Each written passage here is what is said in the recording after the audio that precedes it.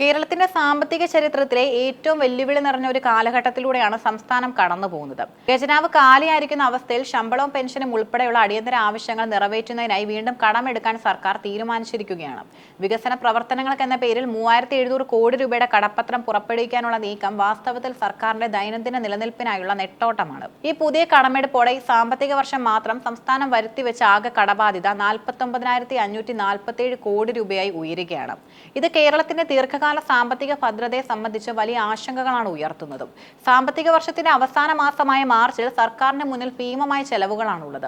സാധാരണഗതിയിൽ പ്രതിമാസം 2000 കോടി രൂപയോളം കടമെടുക്കാറുള്ള സ്ഥാനത്താണ് ഇപ്പോൾ ഒറ്റയടിക്ക് 3700 കോടി രൂപ വായ്പ എടുക്കാൻ സർക്കാർ നിർബന്ധിതരായിരിക്കുന്നത്. ഇതിന്റെ പ്രധാന കാരണങ്ങൾ ഇവയാണ്.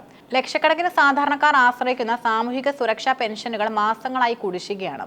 തിരഞ്ഞെടുപ്പ് അടുത്തിരിക്കുന്ന സാഹചര്യത്തിൽ ജനരോക്ഷം തണുപ്പിക്കാൻ ഈ കുടിശ്ശിക തീർക്കുക എന്നത് സർക്കാരിന് അനിവാര്യമാണ്. സർക്കാർ ജീവനക്കാരുടെ ശമ്പളവും വിരമിച്ചവരുടെ പെൻഷനും മുടങ്ങാതെ നൽകുക എന്നത് ഏതൊരു സർക്കാരിന്റെയും പ്രാഥമിക ബാധ്യതയാണ്. എന്നാൽ സ്വന്തം വരുമാനം കൊണ്ട് ഇത് നേരിടാൻ കഴിയാത്ത അവസ്ഥയിലാണ് നിലവിൽ കേരളം.